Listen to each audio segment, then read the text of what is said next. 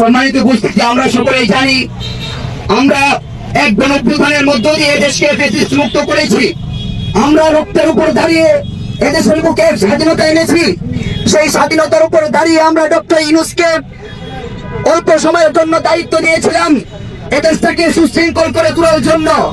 কিন্তু আমাদের দুর্ভাগ্য, সেই ডক্টর ইউনূস যে জায়গায় আমাদেরকে সুশৃঙ্খল করবে দূরের কথা, আমাদের প্রধানমন্ত্রী শেখ হাসিনা চেয়েছিল এদেশকে ভারতের একটা অঙ্গরাজ্য বানাতে। সে জায়গায় ডক্টর ইউনূস এদেশকে চেয়েছে আমেরিকার একটি অঙ্গরাজ্য বানাতে।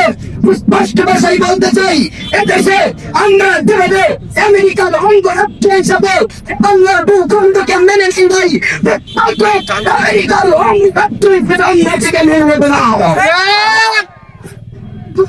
প্রশান্ত করেন